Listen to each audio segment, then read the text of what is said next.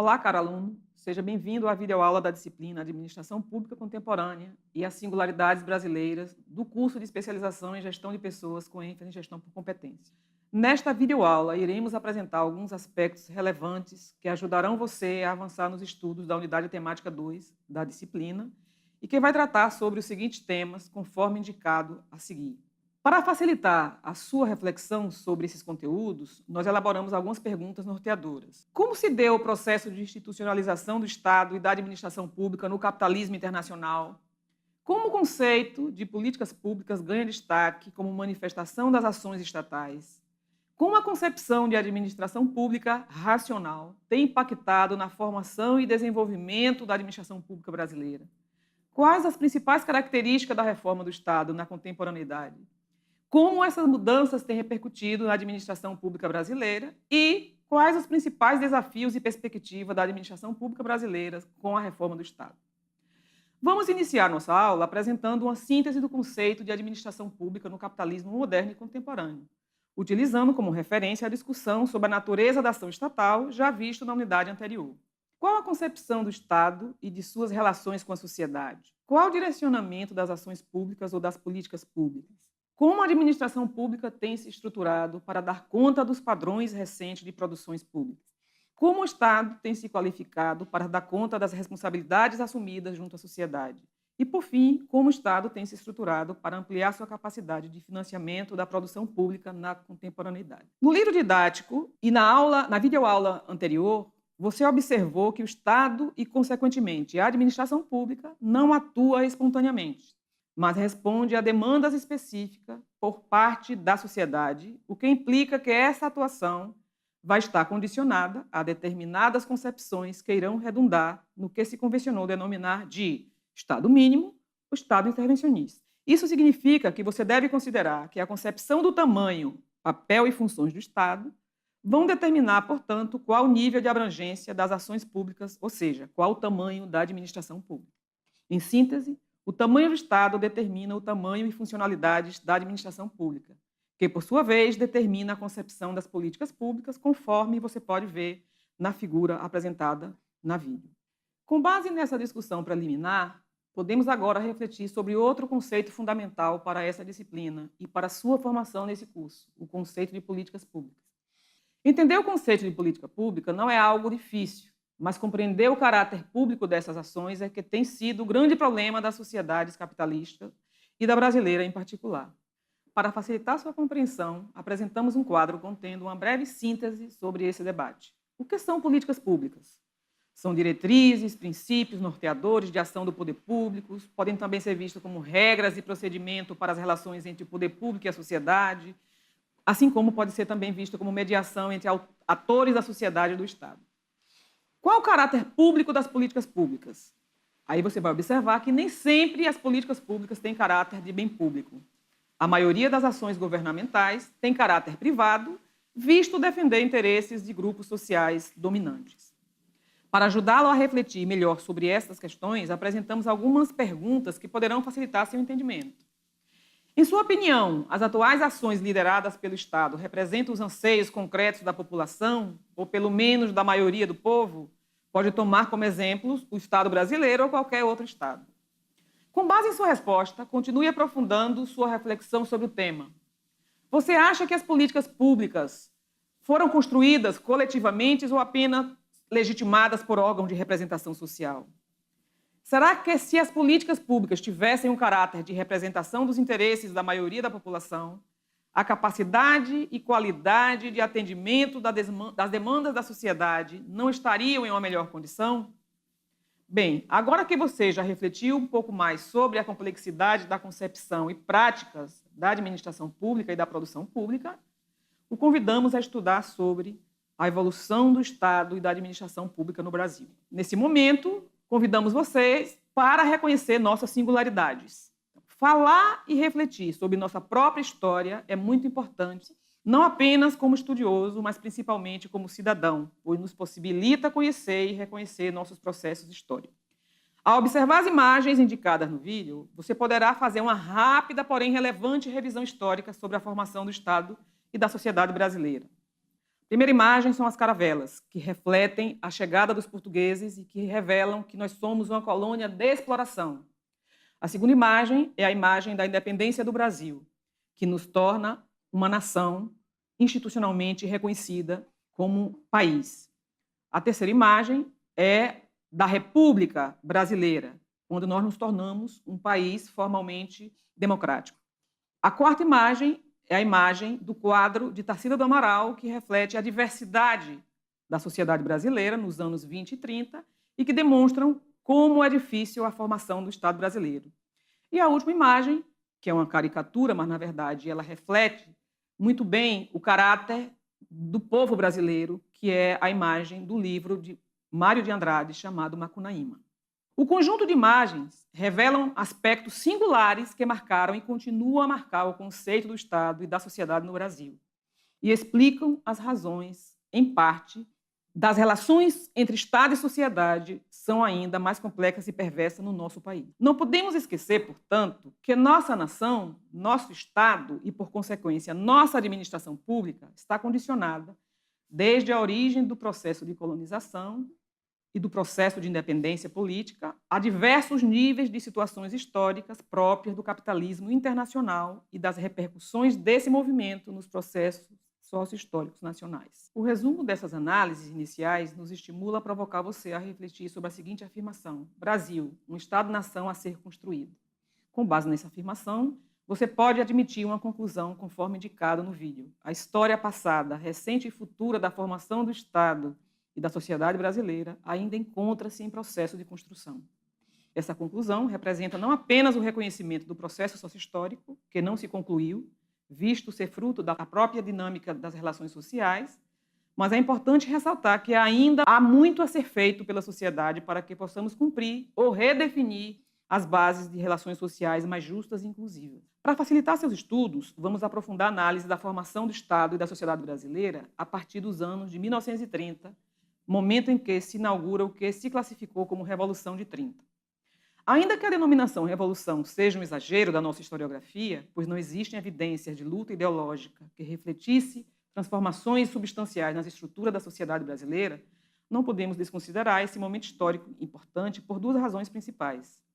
Os esforços empreendidos por Getúlio Vargas para modernizar a administração pública brasileira e conceber e implantar as bases da modernização da nossa indústria. Mas, para alcançar esses objetivos, não foi uma tarefa fácil para Vargas, devido principalmente às seguintes limitações: baixo nível de institucionalização das relações do Estado com a sociedade, falta das bases institucionais de um Estado nacional moderno, ausência de normas e procedimentos para melhorar o ordenamento da burocracia estatal, preservação da cultura patrimonialista da administração pública, crise do capitalismo internacional e nacional, a crise de 29, restrição das exportações e limitação de acesso ao crédito externo pelo Brasil. E, por último, o caráter autoritário do governo que leva à criação do Estado Novo, de 1937 a 1945. Mas, apesar do perfil autoritário e conservador, a gestão de Vargas é considerada como um momento fundamental para a modernização parcial da administração pública e também para a consolidação das bases da indústria pesada no país. No quadro apresentado no vídeo, destacamos algumas principais contribuições do governo Vargas: reforma burocrática da administração pública, com a implantação do Departamento do Serviço Público, conhecido como DASP, em 1937, criação de diversas empresas públicas, concepção e implantação das bases da modernização econômica. Após essa análise sobre as contribuições de Vargas, nos cabe aqui agora fazer uma breve revisão sobre as contribuições dos governos de JK, ou Juscelino Kubitschek, e dos militares. O governo de Juscelino Kubitschek, que vai de 56 a 60, traz uma concepção do que a gente conhece planejamento governamental através do plano de metas, com o seguinte marketing político ou marketing governamental: 50 anos de um progresso em 5 anos de governo, ou 50 anos em 5. Ele estava dando prioridade ao crescimento e desenvolvimento econômico, também à criação das indústrias de bens e consumo duráveis, e investe no programa de obras públicas, tendo a construção de Brasília como principal projeto desse governo. Já os militares, que vão governar de 64 a 1985, trazem várias inovações no campo da administração pública, particularmente através da implantação da Lei nº 4.320, em 64, que é voltada para garantir a modernização da gestão do orçamento público. e do Decreto-Lei 200, de 67, que é dirigido para modernizar a administração pública a partir da introdução do instrumento do planejamento governamental. Observamos a ampliação e modernização também das técnicas de gestão da administração indireta, com ampliação e criação de várias empresas públicas, de sociedade, de economia mista, fundações públicas e autarquias. Observamos que os militares vão também inovar na concepção dos programas e planos econômicos. Dentre eles, merece destacar o Programa de Ação Econômica, de 64 a 66, o Programa Estratégico de Desenvolvimento, o PAEG, de 67 a 70, o Programa de Metas e Bases para a Ação de Governo, de 70 a 74, e os famosos PNDs, de 72 a 74 e de 75 a 79. Então, a consolidação das bases da modernização industrial do Brasil, com a consolidação da indústria petroquímica, se conclui o modelo de desenvolvimento nacional brasileiro e, após essa breve revisão histórica, acho que já podemos avançar na compreensão e discussão sobre os movimentos contemporâneos da administração pública brasileira no período pós-anos 80. Para tornar essa análise mais interessante, vamos iniciar essa abordagem mais atual sobre a administração pública brasileira com a seguinte argumentação ou provocação. A partir dos anos de 1980, assiste-se a um claro processo, segundo os autores Santos e Ribeiro, a um aprofundamento da política de reestruturação do Estado, rumo, portanto, à despatrimonialização social do Brasil. Para entender esse movimento mais atual, você terá que observar que, a partir dos anos de 1980, apesar dos avanços trazidos pela promulgação da nova Constituição de 88, registra-se um momento de profunda decadência da administração pública brasileira, motivada por diversos e complexos fatores classificados por diversos autores também como movimento de desestruturação ou despatrimonialização do Estado brasileiro. Caracteriza esse movimento de desestruturação ou despatrimonialização a incapacidade do Estado e dos sucessivos governos democráticos, inaugurado a partir da eleição de Fernando Collor, em 1990, a consequente incapacidade de atendimento das políticas públicas, especialmente as sociais, a baixa qualidade das ações públicas realizadas. São consideradas como principais razões para essa grave situação da administração pública no Brasil, no período pós-80, algumas causalidades, como as apresentadas a seguir. O esgotamento do modelo de desenvolvimento nacional desenvolvimentista nos anos 80, a crise econômica, ou crise de gestão do Estado, a crise social e política que resulta na perda de legitimidade dos governos militares. Quais as principais mudanças que vão advir desse movimento crítico? A crise de legitimidade dos governos militares, portanto, há uma transição política dirigida pelos militares a partir da gestão de Figueiredo, do general Figueiredo, João Batista Figueiredo. Observa-se também movimentos sociais das diretas já. Há uma eleição indireta de Tancredo Neves. Com a morte de Tancredo, assume José Sarney, que promulga a Constituição de 88, mas, ao mesmo tempo, observa-se o aprofundamento da crise econômica. E há também o avanço dos movimentos de liberalização da economia. Bem, os governos 90, liderado por Collor, Itamar Franco e, em seguida, por Fernando Henrique Cardoso, também vão trazer algumas novidades. Nos anos de 1990, a gente tem a eleição do primeiro presidente civil, Fernando Collor, mas num contexto de aprofundamento das crises econômica, social e política. Também observa-se o aprofundamento da crise de capacidade de financiamento do Estado das políticas públicas. Então, eleito Fernando Collor, observa-se, alguns autores observam, que há uma vitória da ideologia neoliberal, que vai fundamentar o que a gente conhece como reforma do Estado. Então, há movimentos fortemente concentrados na proposta na defesa de reestruturação econômica que redunda na reforma do Estado. Mas, ao mesmo tempo, você observa que há uma crise de legitimidade política que leva ao impeachment de Collor, o primeiro impeachment pós-democracia. Vem o governo de Itamar Franco, que possibilita algumas reformas econômicas importantes e que serão as bases do Plano Real, que vai dar estabilidade da nossa moeda. Governo de FHC. Continuamos com a crise de capacidade institucional, organizacional e administrativa do Estado, aprofundamento da crise da capacidade do Estado em atender às políticas públicas prometidas pela Constituição de 88, elevados níveis de inflação e baixos níveis de crescimento econômico. Eleito Fernando Henrique, em 1995, a ação principal dele vai ser o aprofundamento da reforma do Estado. A reforma do Estado defende, como você pode ver no livro, administração pública gerencial, um conservadorismo fortíssimo da gestão de pessoas, o aprofundamento das privatizações ou reforma patrimonial, a criação de agências de regulação e a implantação de um novo regime fiscal baseado no ajuste das contas públicas, né, com ênfase ou com base na LRF, ou Lei de Responsabilidade Fiscal. Chegamos aos anos 2000, ou ao século XXI, com os governos Lula e Dilma.